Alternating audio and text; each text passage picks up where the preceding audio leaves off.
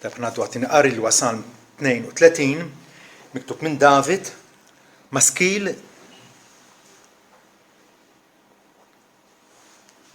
ġewwa salm għat-tagħlim. Kemm mbierak dak li t-trasgressjoni tiegħu hi maħfura li dnubu u motti. Kemm mbierak il-bniedem li lilu s-sit ma jgħodlux inikwità u li fl-ispirtu tiegħu m'hemm ebda għerq. Meta żammejt silenzjuż dwar dnubi għadmi tagħarraq bil-krib tiegħi l-jum kollu. Għax naru lejl idek kienet tqila fuqi. Il-vitalità tiegħi żvintat bħalli kieku bisħana tas-sajf. Jien ammettejt id-dnubi miegħek u ma ħbejtx l-inikwità tiegħi. Jien qed se nistqar it-trasgressjoni tiegħi lis-sit u int ħfirt il-ħtija tad-dnubi. Għalhekk ħalli kull minut twajjeb jitolbok fi żmien meta tista' tinstab. Żgurament farar ta' ilmijiet kbar ma jilħquhx. Inti l-moħba tiegħi. Inti ppreservani mill-awġ, inti iddawwarni bajat ta' ħelsien. Jien se nistruik u nagħlmek fit-triq li mistek taqbad. Se nikkunsiljak bajni fuqek. Tkunx bħal żiemel jew bħal bal li m'għandhomx fehma li t-tagħmir tagħhom jinkludi l-flett u l-brilja biex iżommuhom ikkontrollati altrimenti ma jiġux qribek. Ħafna huma l-għaljiet tal-ħżiena iżda min jafda fis-sit l-imħabba soda se tiċċirkondah. Tennew fis-sit u firħu intom il-ġusti u għajtu bil-ferħ intom il-koll li intom retti fil-qalb. Amen.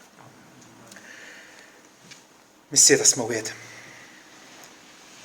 Grazzi tal-li tajtna dan il-ktieb mimli għanijiet ta' tifħir, għanijiet anke li jgħalmuna kif għandna nersqu lejk u immantnu din il-relazzjoni li inti bdejt magħna bil-inizjattiva tiegħek.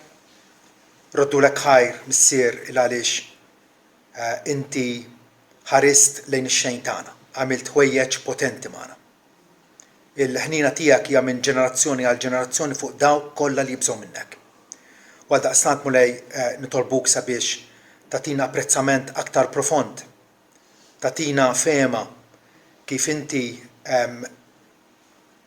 irbaħtna li kien nifsek, mhux għax rajt xi ħaġa tajba fina, ma biex tiċċelebra, biex tiglorifika, biex timmanjifika il-ħnina tiegħek lejna. Grazzi missier nitolbuk sabiex tagħtina illi nifhmu dak li se jingħad issa għal ġid ta' ruħna. Da tolbu f'ġibna Sidna Ġesu Kristu. Amen. L-ewwel Bibbja tgħid kategorikament illi kull min mwieled minn Alla ma jagħmilx dnub. Ma żerriet Alla tibqa' fih u ma jistax jidneb għax huwa mwieled minn Alla. Din hija l-karatteristika kbira tal-Kristjan illi dnub jiskansah, jaħarbu, jevitah, jobodu u iva għalkemm jaqa' jiżbalja, però mhijiex il-karatteristika tiegħu. Pawlu wkoll jafferma illi d-dnub ma jaħkimx fuqkom għax intom ma tkomx taħt il-liġi, ma taħt il-grazzja.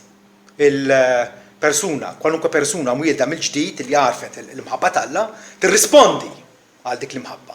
Twieġeb għal dik l-imħabba billi timxi fil-qrib mal-mulej li ħabna. Jibqgħu fija u jiena fikom, jibqa' fija u jiena fih dan jagħmel ħafna frott. U dik hija x-xewqa, dik hija l-ambizzjoni ta' kull Kristjan ġenwin illi joqgħod attent li ma jinqabad f'ebda vizzju u jekk huwa maqbud f'xi vizzju ifittex bi premura illi jeħles minnu. Il-Kristjan huwa imjassar ma' ħadd u ma' xejn ħlief ma' wieħed. Is-sit li xtraħ, Ġesu Kristu. U d-dulos tiegħu. Ġesu jippossedina. Ġesu għamilna tiegħu biex inservu lilu u mhux il-passjonijiet tagħna.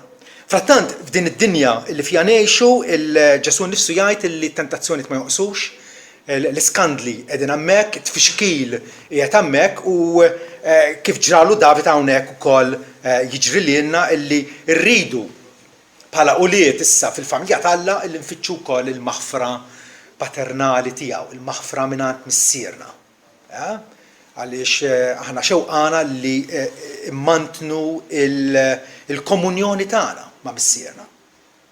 Ġesu għallimna nitolbu missierna li inti f'smewwiet, aħfrinna d-djun tagħna bħalma aħna ukoll naħfru lill-midjunin tagħna. Din għandha tkun ir-regola ta' ħajjitna.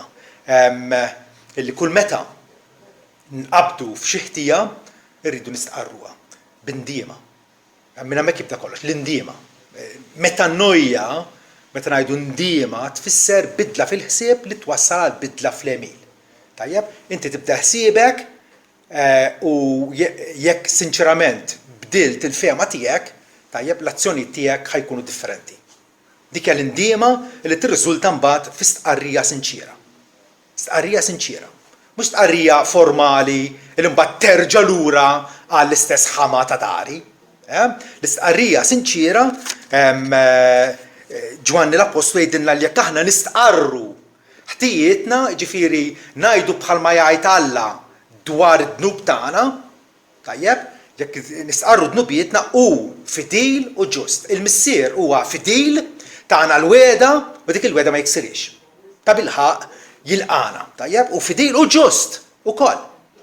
Alla ma jaffrinniex billi jemes id-dnub tagħna, jew jittolleraħ, jew jekk ma jimpurtax, huwa ġust il għaliex it-pattija għal maħfra diġà saret fuq is-salib tal-Kalvarju. Mela huwa fidil u ġust biex jaffrinna d-dubietna u inaddafna minn kull ħażen. L-istqarrija tagħna allura ġġib ukoll il-maħfra mingħand Alla. L-esperjenza tal-maħfra li aħna issa nafu li m'hemm xejn xi fridna jew xi fixkilna mill-ħbiberija tagħna mal-Alla. U dik il-maħfra allura wkoll iġġib il-ferħ. Iġġib il-ferħ. Il-Kristjan għandu jkun l-aktar bniedem ferħan fid-dinja. Mhix qed ngħid li għandu jkun wieħed li nkollu ċarrat snienu jisu fidil, le. Imma jaf illi fih qed jesperjenza ferħ ma jtfissirx u mimli glorja. Il-maħfra David talab għalija jien ammettejt dnubi miegħek u ma ħbejtx l-inikwità tiegħi. Jien se ngħid se nistqar it-trasgressjoni, se nistqar il-ħtija tiegħi li ssejt u int ħfirt l-ħtija ta' dnubi. David qed jgħid int mulej ħfirtieli l-ħtija ta' dnubi. David kien jgħid f'soċjetà fejn kien hemm ħafna qassisin aroniċi li kellhom fit-tempju joffru dak iż-żmien kien għadu fit-tabernaklu, però kien joffru il-sakrifiċċji kontinwi, però kienet xi ħaġa magħrufa illi l-maħfra jagħtihilna Alla.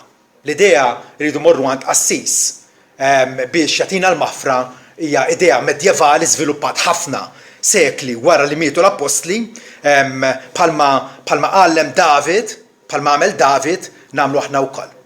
Int ħfirt il-ħtija tad-dnubi. U Ġesu hekk ukoll għallimna biex nitolbu. Missierna ma qed nitlob direttament mal-Alla, aħfir lid-djun tiegħi, bħalma jien ukoll naħfer lill-midjunin tiegħi. Tajjeb mela għandna ndiema li twassal għasqarrija għal maħfra u mbagħad allura ikollna l-ferħ. Għax Alla jridna li nkunu ulied ferħana tiegħu. Ulied illi ngawdu lena tal-Ispiritu Santu fina. Tajjeb, Alla jrida din l-istqarrija però. Da salm huwa salm ta' stqarrija tad-dnub. U David qed jgħidilna bħalma għamilt jiena qisu li tagħmlu intom. L-istqarrija illi bija qegħdin ngħidu ħajkun Alla tas-sewwa u kull bniedem giddieb. Meta jien nistqar qed inżomm Alla, qed inżomm miegħu kontra tiegħi nnifsi. Dik l-istqarrija ġenwina. Jiena dnibt u issa se nistqar ħtijiet qed ngħid Alla għandu raġun u jien għandi tort. Se nżomm Alla kontra tiegħu nnifsi. Ma nistgħu nikkonċentraw illum fuq l-istqarrija ma' persuna li tkun offendejt. Tajjeb, Ġesu pereżempju jgħidilna illi jekk inti tkun sejjer bl-offerta tiegħek l-altar u hemm tiftakar li għandek xi ħaġa kontra ħuk, ħalli l-offerta tiegħek hemmhekk. Dur lura, irranġa ma' ħuk, imbagħad mur u offri l-għotja tiegħek. Illi aħna nkunu rikonċiljati ma' xulxin jekk jien inqastek jew int inqast lili jekk trid nirranġa. Qabel ma nersqu biex nagħtu qima lil Alla, daqshekk importanti. li ma jkollniex fil-komma kontra il-proxmu tagħna. Però dik mhux ħan nikkonċentraw fuq llum. Se nikkonċentraw aktar fuq il-mixja tagħna bħala ulied ma' Alla. Tajjeb għandek il-fidil li żvija issa se jerġa' jikseb dik il-qagħda mbierka ma' Alla. David f'salmi ieħor lil Alla jgħidlu rodli l-ferħ tas-salvazzjoni tiegħi. Wara li kommetta l-adulterju u omiċidju, David ħassu mill-qut u f'Salmu 51 jgħidlu rod l-ferħ tas-salvazzjoni, mhux rod lis-salvazzjoni tiegħi. Dinja waħda mid-differenzi bejna u bejn il-Kattoliċi. Kattoliċi jgħidu li jekk tagħmel dnub mejjed titlef is-salvazzjoni u jekk tmut dak il-ħin tmur l-infern. Tajjeb? Aħna nemmnu fuq evidenza ċara tal-Iskrittura li Alla jaħfrinna kompletament, realment, mill-mument li aħna nafdaw fi Kristu Ġesu. Meta nħaddu l-Evanġelju, Alla jaħfrinna. Bih, jgħid l-Apostlu Pawlu, intom ġustifikati mill-ħwejjeġ kollha li minnhom ma stajtux tkunu ġustifikati bil-liġi ta' Mosè. Allura, rodli il-ferħ tas-salvazzjoni. Hija xi ħaġa patetika meta tara Kristjan imdejjaq għaliex għax qed jittollera d-dnub fih. Hemm xi dnub li qed jirrepetih u jiġi jirrepetih u jiġi jirrepetih u hemm jassal minnu. Ma tistax tkun ferħan dik is-sitwazzjoni. Ma tistax. David kellu il-kuraġġ fl-aħħar mill-aħħar ġie inse tajjeb u talab maħfra lil Alla. Rodli il-ferħ. David kien jaf li kien salvat u baqa' salvat. Imma ma kienx qed igawdi l-ferħ. Alla jridna nkunu nies ħinja fih f'komunjoni miegħu.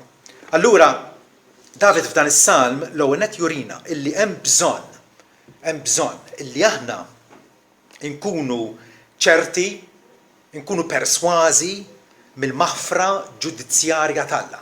Alla bħala mħallef tajjeb li aħna edewwa tiegħu kif se nissewwa miegħu, kif se nkun rikonċiljat miegħu bil-maħfra tad-nubiet. Bil-maħfra tad-nubiet. Tajjeb? Vers 1-2, kemm huwa mbierek dak li trasgressjoni jew id-dnub tiegħu u maħfur li dnubu u motti. Kemm hu mbierek il-bniedem li lilu s-sit ma jodlux l-inikwità tiegħu jew id-dnub tiegħu. Inti dak il-bniedem tista' tgħid li jiena bniedem imbierek minn Alla. U għaliex? Għax ingawdi l-maħfra tiegħu. Jekk aħna m'aħniex persważi, jekk aħna għadna mperpru, qegħdin nafdaw fina nfusna u maħniex nagħmlu bħal m'għamel pubblika qas biss rafgħajnih les-sema. Imma ħabbat fuq sidru qal u Alla kun ħanin miegħi il-midneb. Ġesu qal dak ir-raġel niżel daru ġustifikat. L-istqarrija sinċira illi iva bija Alla jaħfrilna. Il-ferħ fondamentali tiegħi jinsab fil-fatt inkredibbli illi minn issa stess. Biex inkun aktar preċiż. Minn mindu emmint l-ewwel darba, meta kelli 20 sena. U mhux biss fimt il-Vanġelu, imma qatt iva. Ġesu ġie eżattament bħalma qalu biex intom ikolkom il-ħajja u ħajja aktar bil-kotra. Qajt l-Evanġelju u jiena irċivejt il-maħfra u kont naf li jien maħfur minn Alla. Kont naf. Minn hemmhekk dik hija il-pedament ta' kollox. L-imħallef tiegħi darba nkorrelat lejja minħabba dnubi issa sar missier li jilqani u jadirni.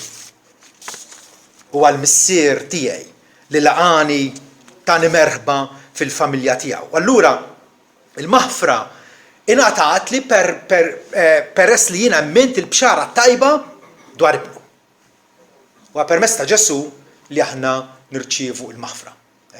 Qed nikbilkom ulied iż-żgħar għax dnubietkom huma maħfurin minħabba ismu. Minħabba ismu. Mhux minħabba xi ħaġa li qed nagħmel jew qatt nagħmel jien, ma minħabba il-medjazzjoni ta' Sidna Ġesu Kristu. L-qasis il-kbir illi kif qal Ġwanni huwa l-ħaruf ta' Alla illi jerfa' u jneħħi id-dnub tad-dinja. Ta' min? Ta' dawk kollha illi jilqgħu dik l-offerta grazzjuża tiegħu. Ġesu illi huwa s-sostitut, illi huwa dak li indaħal minn floki biex jerfa' fuqu il-kastik li kien dovut lili. Flok ma ħadtu jien ħadu il-sostitut tiegħi.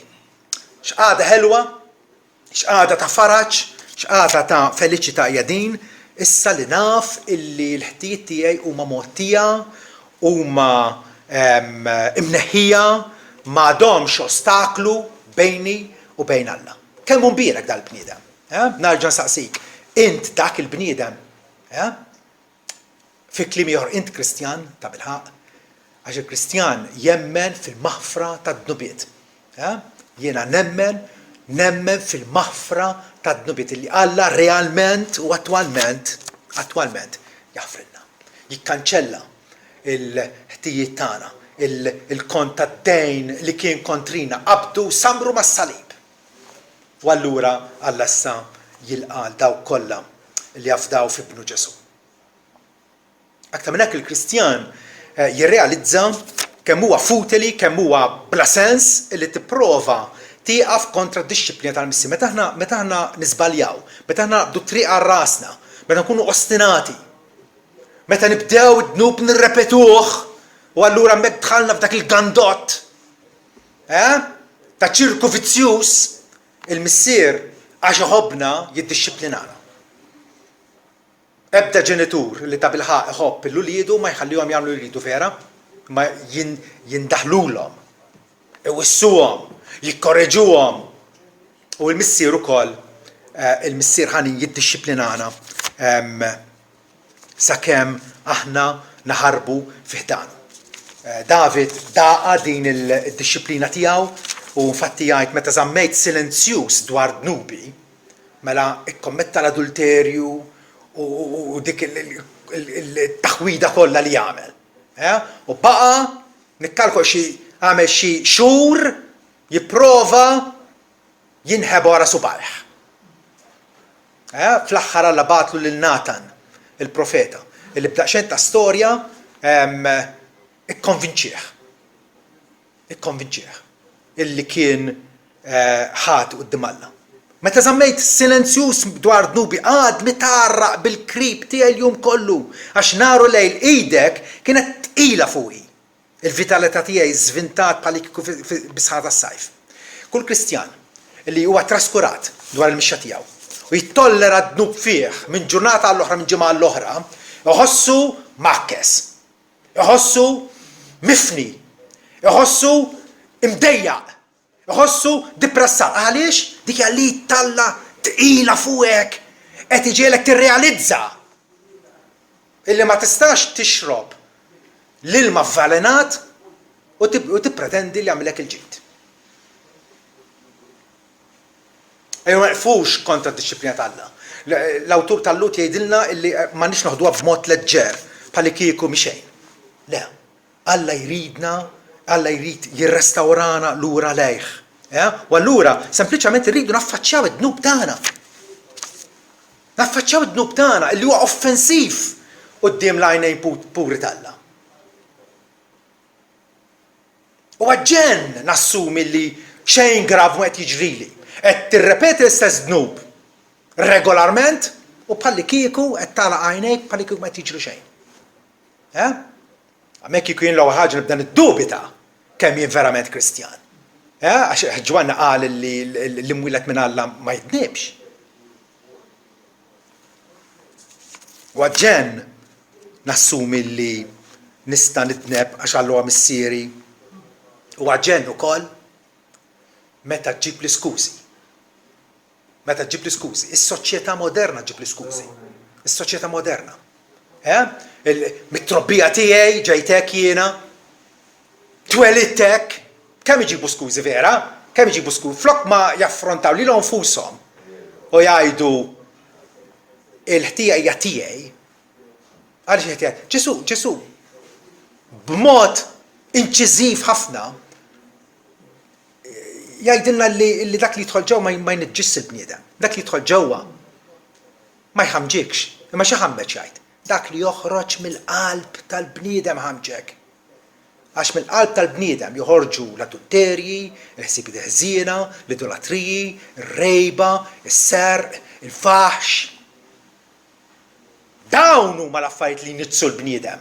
Imma li tieku bidej mhux maħsurin ma jnitsux il-bniedem.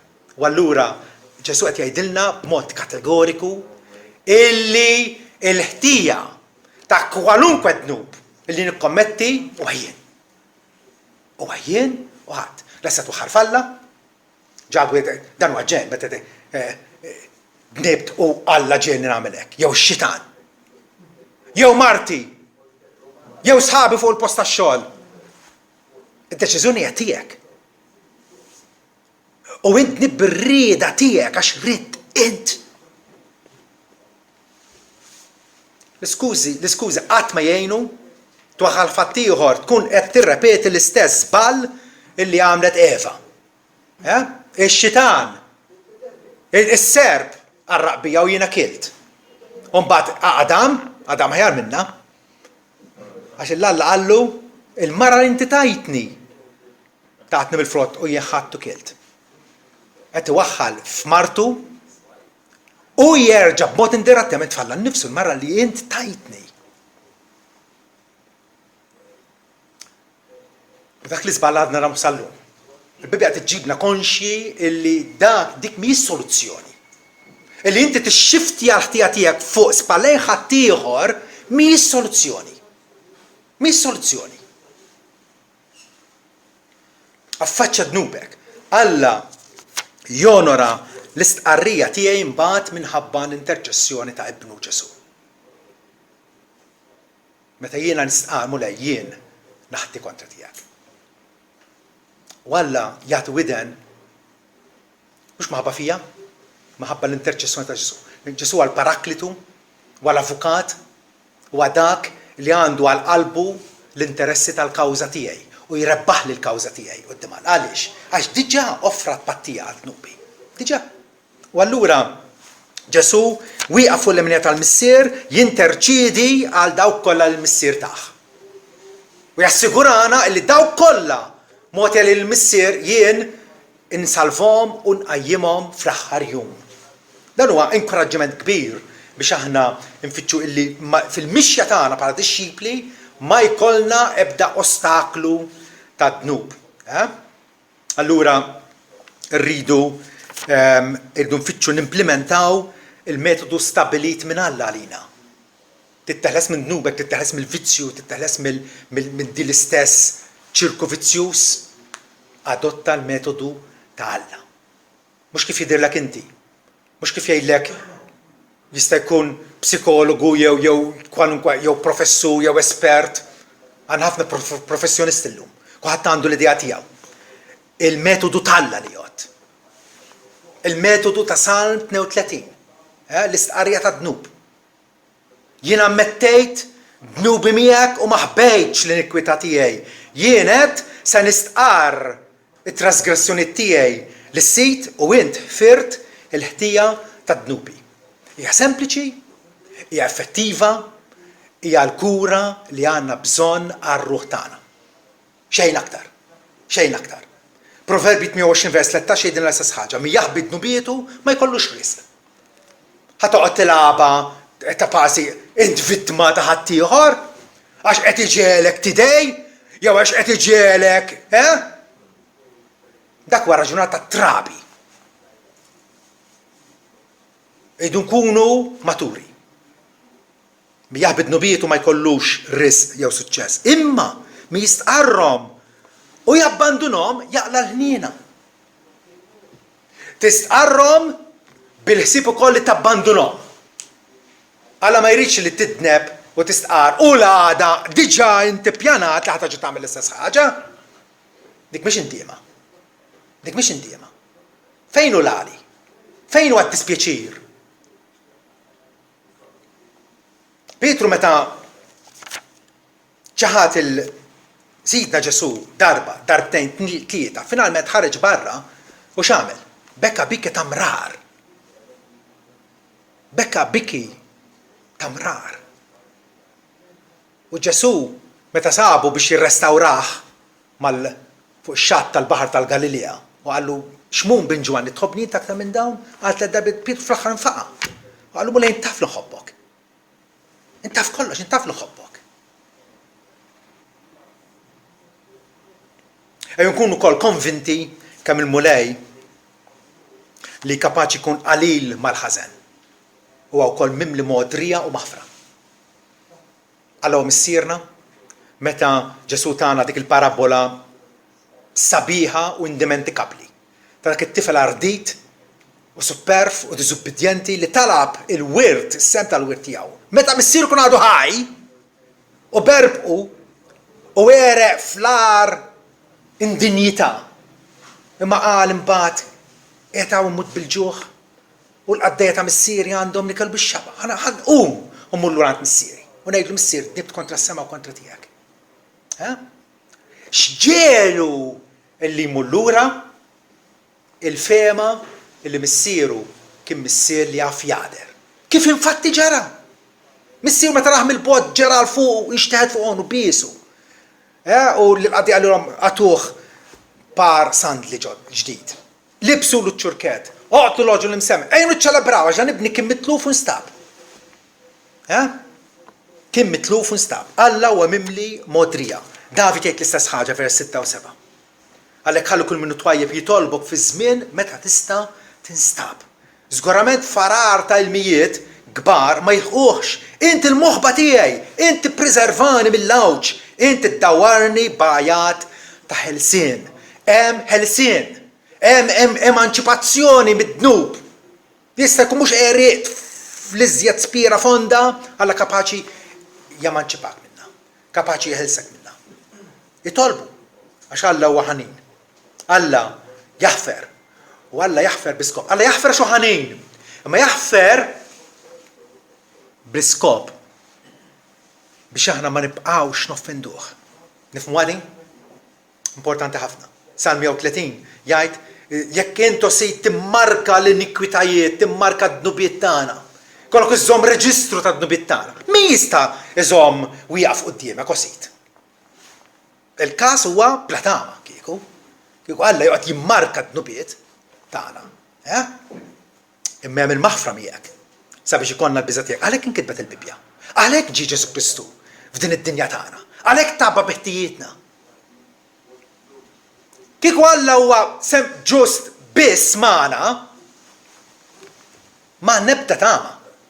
Imma Alla miegħu hemm il-maħfra. Imma għaliex Alla jaħfirna biex ikollna l-biża' tiegħu. Biex aħna nimxu fil-modijiet tiegħu. Biex aħna nfittxu l-ġustizzja. Thomas Watson il-Puritan jgħid kull meta Alla jaħfer id-dnub jaqsu wkoll. X'jiġri jaqsu? Jibda jġibu f'xejn. Jibda jeliminah. Jibda inneħħilu l-qawwa tiegħu mill-ħajja individwali tagħna. Kull meta Alla jaħfer id-dnub jaqsu wkoll. Jekk il-ktajjen ta' dnub huma miksura u nimxu liberi fil-modijiet tagħna, dan hu sinjal imbierek li aħna ta' bilħaq maħfura.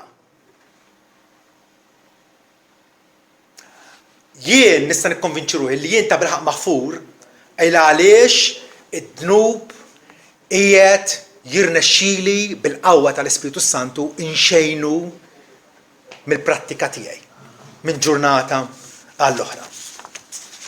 Alla ma jidix nabbużaw mill-ħnina tiegħu, Pawlu jgħid allura nibqgħu fid-dnub biex toktor il-grazzja Alla ħares. Assolutament le, ma tistax tirraġun hekk. Alla jaħfirlek biex inti toqrob lejh. Alla jħobbok biex tħobbu lura. Għax Alla jaf li dik hija l-ikbar feliċità immaġinabbli li jista' jkollna. Illi ngħixu fid-dawl tiegħu. Il-mulej allura wieqed ukoll illi min jissottometti għalih min jistqar ħtijietu u jaqbel miegħu, Alla jgwidah il-dan raġel, il-din mara. Alla jgwidah. Vers 8 huwa il-mulej qed titkellem u jgħid jien se nistruik u nagħlmek fit-triq li mistak taqbad. Jien se nikkunsiljak bajni fuqek. Bħal meta għandek għallim, tajjeb, u l-istudenti jgħidu għamel hekk, tajjeb? U jibqa' jħares lejh biex jara x'qed jagħmel sewwa. Ħalli meta jibda jiżbal jikkoreġih. Dak huwa Alla tagħna. Mhux jitlaqna rrieħna, imma Alla li kapaċi jistruina, kapaċi jiggwidana. E kif aħna nisimgħu kelmtu u napplikaw għalina nfusna, tajjeb dik hija l-aqwa gwida li Alla jista' jagħtina. Alla ma jridx minn għandna ubbidjenza sfurzata, vera? Hemm differenza meta ibnek jew l-istudent fil-klassi ħanagħmel lilek ġieli, ħanagħmel lilek din, tagħmel lili. Qed tifhem. Dik hija ubbidjenza sfurzata. Qed tifhem. Għamilha l-ġid tiegħek. Għamilha l-ġid tiegħek. Vera? Għalhekk il-mulej kompletawek tkunx bħal żiema jew bħal bal li m'għandhomx fehma li t-tagħmir tagħhom inkludu l-flett u l-brilja u biċċa ħadida. Mbagħad bil-brilja u r-rikkieb allura skont fejn jiġbed illa. Jekk ma jobdijiex dik il-brilja, dik l-għafsa, jweġġa'. Issir intollerabbli dik il-flett li jkollu ġoħalu. Imma aħna bowla, aħna żwiemel jew bnedmin. Tkunx għax ħafna drabi il-bniedem ġib ruħu ta' annimal. Bla raġuni. Nafu li d-dnub huwa traġiku għalina. Nafu fejn wassal, dal-aħħar rajt keychain miktuba. Sinjal tal-one way u tagħmel ġnub għax ma jwasslek imkien. Id-dnub waslek l-infern, sorita. Id-dnub ma jwaslek imkien.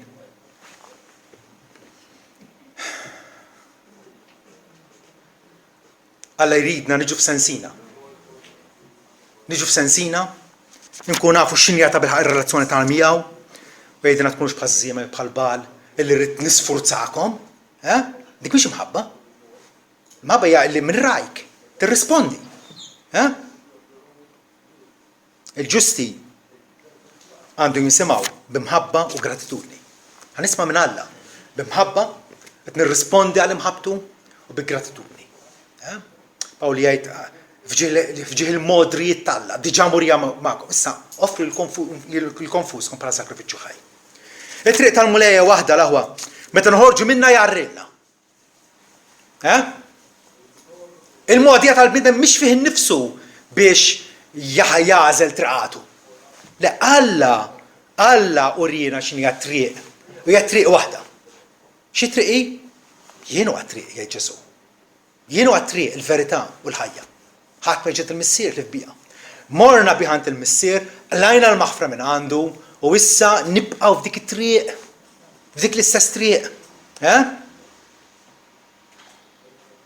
Ħafna huma l-għaljiet għal ħżiena jgħid David, iżda min jafda fis-sit, min jafda fih, jafda minn mument għal ieħor fih. L-imħabba soda se tiċċirkondah. Għandek qisek sur mibni madwarek li ħadd ma jistalik. Ħadd ma jista' jmissek. L-imħabba soda, il-ħesed talla. Il-ħesed talla. L-imħabba tenera talla. Ħafna drabi minn nies insibuha loving kindness. L-imħabba tal-patt. L-imħabba fidila talla. Li ma jerġax jibdielu. Ma jerġax jibdielu Alla. La sejjaħlek, ħabbek, iġġustifikak, u allura qiegħed jissantifikak u għad jigglorifikak. Dija l-imħabba soda talla illi tiċċirkondana. Hemm hija l-feliċità ġenwina, hemm huwa l-ferħ vera. Ħafna drabi nsibu nfittxu l-ferħ fejn ma jeżistix. Mhux bil-fors tkun diżappuntat. Bil-fors tkun diżappuntat. Bil-fors.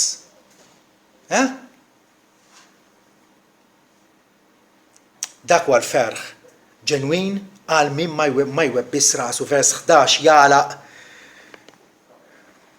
b'mod ċelebrattiv ħafna. Tennew fis-sit u firħu intom il-ġusti u għajtu bil-ferħ intom il-koll li intom retti fil-qalb.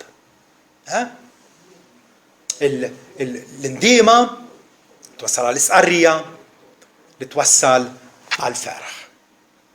Għal-maħfra u għal-ferħ. Bir-raġun għajtu bil-ferħ intom il-koll retti fil-qalb.